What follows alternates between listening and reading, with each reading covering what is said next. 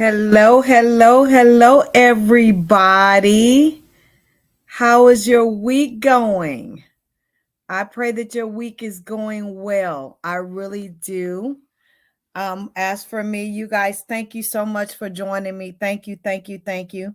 Make sure that you're going in my chat and let me know where you're joining me from. So I would love to give you a shout out. So again, I hope that your week is starting off amazing. For me, my week started it's going really well. It's just really busy.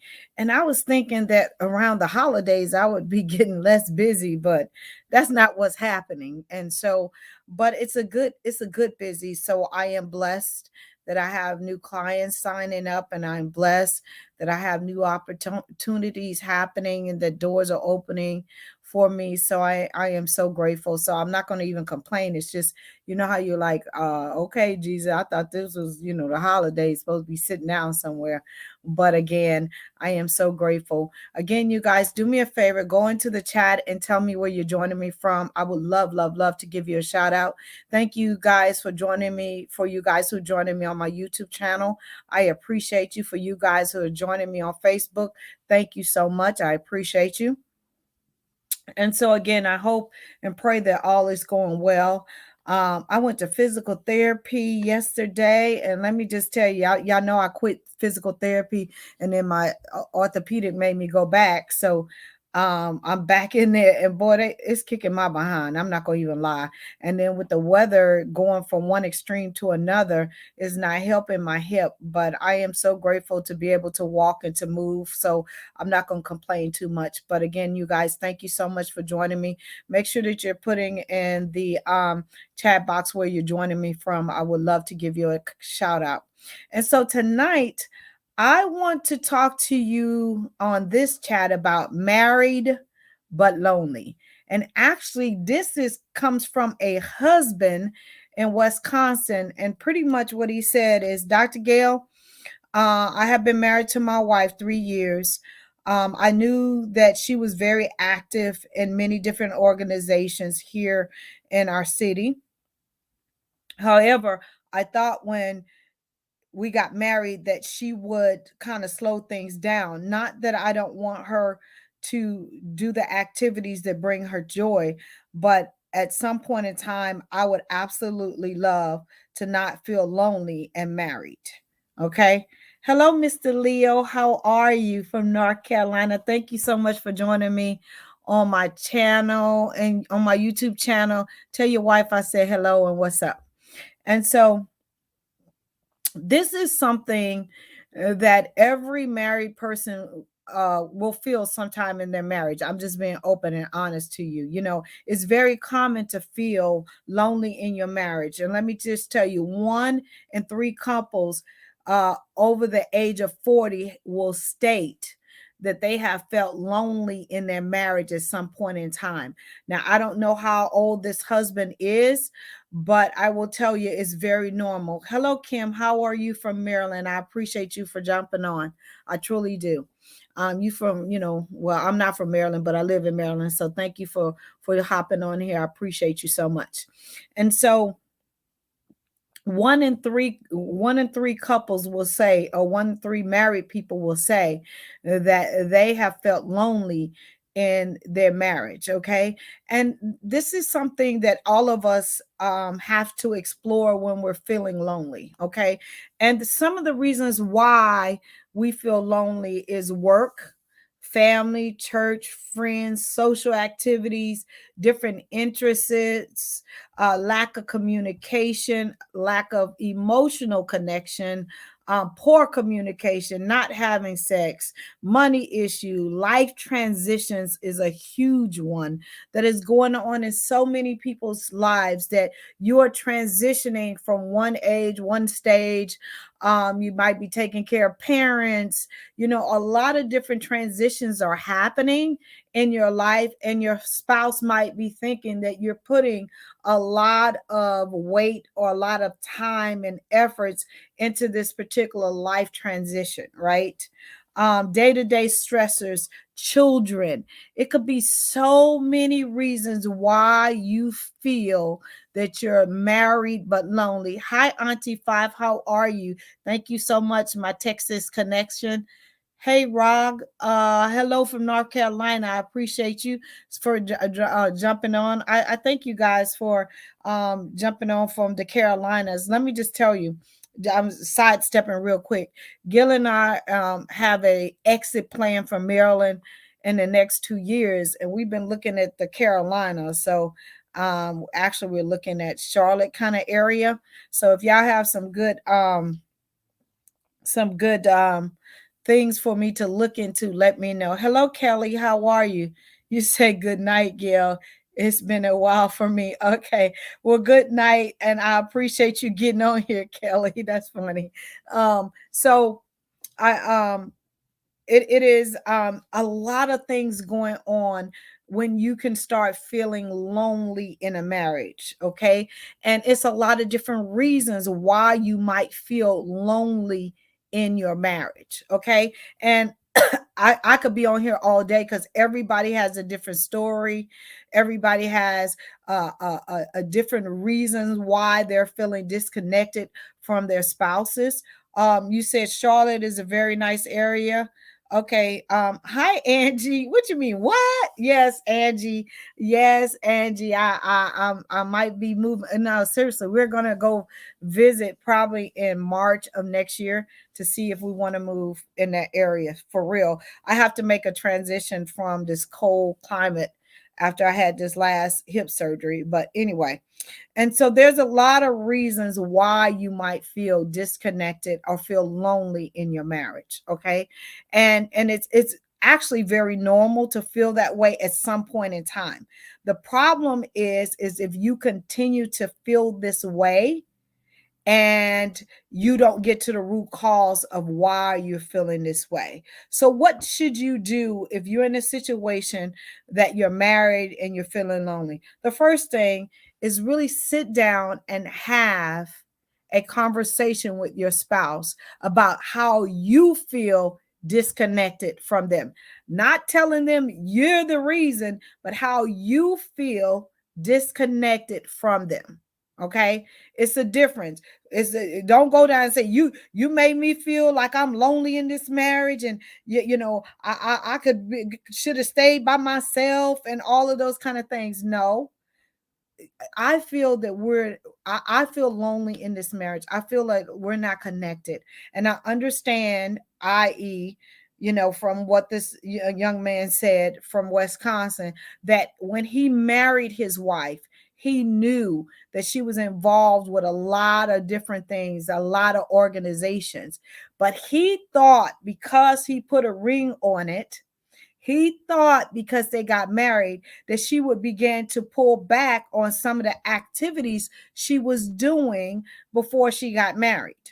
If the conversation did not happen about, okay, honey, I know you're involved in all these things, which is amazing, but when we get married, can you start weeding back on some of these things? Right? If the conversation did not happen, she's only doing the same exact thing that she was doing when you were dating her, and it was fine. And that is one of the biggest mistakes we make as getting married to someone. We expect them to change and to fit into this box and have unrealistic expectations of them when they were doing that when you were dating them and it was okay. So that expectation that she would just drop everything because she took on your last name is unrealistic expectation, okay? Number 2, figure out what you can do to bring things back together, right? What you can do, not what you need the other person to do, but what can you do? I.e., can you get involved in some of these organizations along with your wife so you won't be sitting at home and she'll be running? You guys can be doing things together, right? And when you begin to do things together, then maybe you can see why she's so excited and gun ho and pressing towards doing these things for these different organizations because they bring her joy. For two, she's helping her community. And for three, it'll be something that you guys can talk about and engage together. I'm not saying you need to join all the ones that she's involved in, but pick one or two so you guys can have some quality time helping others and doing what brings her joy as well. And you won't be at home being resentful. Okay. Number three, learn each other's love language. And this is so underrated because when you learn the other person's love language, you really get a chance to tap into and really understand what makes that other person tick, right? And I have had the pleasure of sitting down and talking with Dr. Chapman for a number of hours, and he and I had started doing some research together, and we were going to do some classes and some teaching together because I believe your core love language was developed when you was a child, and he never did the research around that. But I am finding just in my practice alone that most people's main love language was developed as a child, especially if it's a physical touch one, because most of the time if you was a child and your parents hugged you and caressed you and showed you love and all those kind of things, that is one of your main love languages. For me, my main love language is words of affirmation, and my second one is gifts, because my mother, told me I can be, do, and accomplish absolutely anything. And after you accomplish that thing, what do you need to do? You need to reward yourself, and so you can go higher and do something bigger and better and get a bigger reward. So that is my main love language. Okay. We need hobbies as individuals as well as couples. Absolutely, you do, Leo. You absolutely need that. And so many people want their spouses to take on what they like. And it's nothing wrong with taking on one or two things that your spouses like to do, because you should be able to stretch and step out of your comfort zone and enjoy some of the things, and vice versa. But for you to just have to give up everything that brings you joy just because you said I do, it's not fair and it's not sustainable at all. Okay. Number four, you need to get to know yourself again, because sometimes it is not your spouse that is making you feel lonely. It's because there's something missing inside of you and you don't want to face what that is. And I was in that space. And remember, I always talk about, I used to think that Gil was put in my life to make me happy. That is not his job, right? And so I was feeling lonely. I was feeling unhappy. I was feeling all of those things. That's the reason why I had asked him for a divorce, because I thought that it was his job to make me happy. That's an inside job.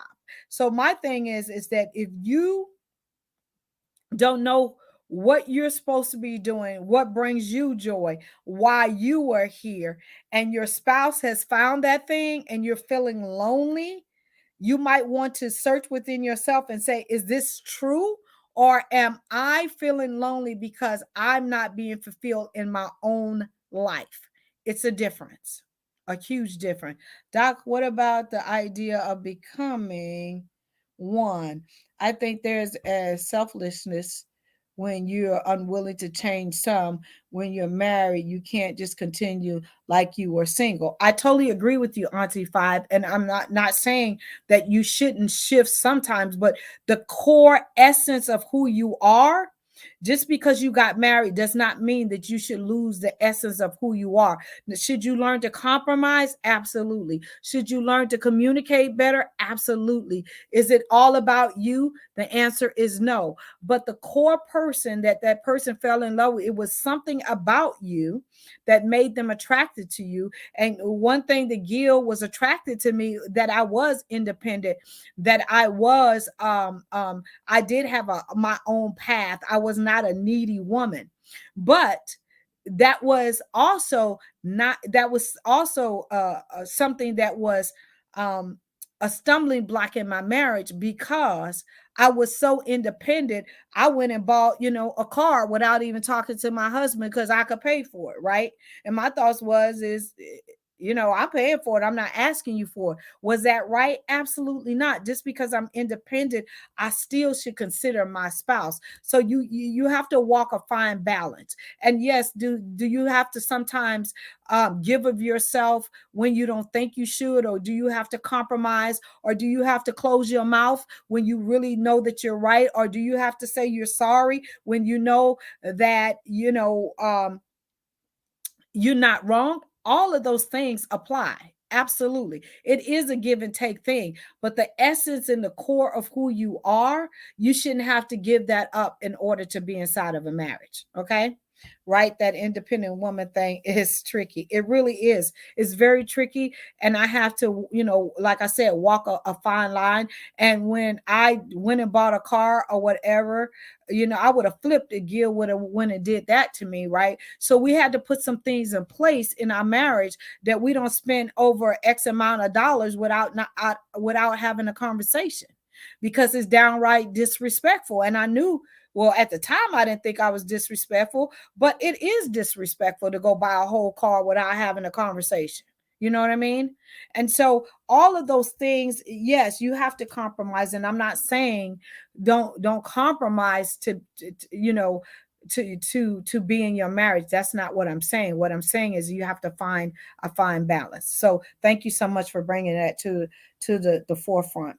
And the last thing is if you are really still feeling lonely and you understand that it's not you, and you feel like you're in this marriage by yourself, you really need to seek some help. You need to seek some help because there's other underlying issues that are not being stated, and you just feeling lonely is a precursor to some other things that can be uncovered when you do seek help, because a lot of times that could be an underlying thing. But if you have went through all of these things and really checked yourself and made sure that it's just not you, or you're not trying to change that other person because they was doing, it's not like she picked up, and I'm talking to this man, that she picked up these habits after she got married to you. She was doing those things. It's just like, I deal with some couples where their husbands went to, play basketball every Saturday at 9 a.m., right? Come rain, sleet, or snow, they was playing basketball somewhere. And then when they said I do to the person, then they don't want them to go play basketball because they want them to lay in the bed with them. Well, you knew that they did this, and some of the times you actually got out of your bed when you was dating him and went to watch and went to cheer him on. How fair is that now for you? Just because he said I do, that he got to stop doing something he had been doing for years? It's not fair. If the shoe's on the other foot, you wouldn't want them to feel that way as well. Hi Tamika, how are you? Love it, love it. I always said things that you say was love to me. I love you too. Thank you so much. I appreciate you. I really do. And so my prayer is that this chat has helped you. And if you're in a situation where you're feeling married but lonely, you know, search within yourself and have a conversation with your spouse of how that makes you feel. Not point the finger, but how it makes you feel. And if you guys can't get past it and put some things in place and compromise and work as a team, then reach out and seek some help. Okay. Reach out and seek some help. Let me just tell you guys, BSB 2023, I only have 25 seats and it's going to be sold out. I'm so excited about all the stuff for the goodie bags are starting to come from all my different sponsors and stuff. And so it is just exciting to see, over the holiday I ran a special, and it went bananas, like really went bananas. So I only have, like I said, 25 seats, and we're going to be sold out. The conference is in Baltimore for the very first time, and like I said, I'm so excited about that. So if you have not registered, please go to either my website gailcrowder.com, or you can go to bsbconference.com and register. I would love to have you guys. And like I said, God is doing some amazing things for me. And I don't want to say them right now, but it has been incredible what things have that are just coming my way. And I am so grateful for all you guys' support. I am thankful that you guys continue to reach out to me. If you need me to cover anything on Wife Chat, do me a favor. Just go in my inbox and I will address it. I will tell you all the time before I get ready to address your thing. I will email you and tell you it's your turn or whatever. I will never say your name. I will just always ask that you put what state that you're from so I can say that. Where have you had it previously? I have had it. I've had one in San Antonio, Texas. I've had one in Washington, D.C. Mainly they're in Maryland, but in different parts of Maryland. I just have never ever had it in Baltimore for some reason. But God said something different. So I'm just really really excited. I wonder if she did change, then go back to her former ways once she wasn't fulfilled in the marriage. I'm not really sure if that was the case, if she changed, but from what he said in his statement to me is that she had always been involved in these organizations, and then when they got married she never slowed down. He thought because they got married she would slow down. Okay. Albany, Georgia, thank you so much for joining me. I'm so appreciate you, Scott, from my YouTube channel. Hello, Kelly. I am registered for Baltimore. Thank you so much, Kelly, for joining me. I truly appreciate you. Auntie Five, I love you. And thank you so much. Leo, thank you so much for getting on here. I truly, truly appreciate you. Angie, thank you for getting on here. I appreciate you. Kelly, you said you was checking out on me. Kim, thank you so much for getting on here. Rag, thank you so much for getting on here. I appreciate you. I appreciate all of you guys getting on here. If you need me, you guys know where to find me. Y'all know how to get a hold to me because y'all managed to do that sometimes. So I appreciate you. And like I said, I am so grateful to be on this journey with you guys. Okay. I will see you next week.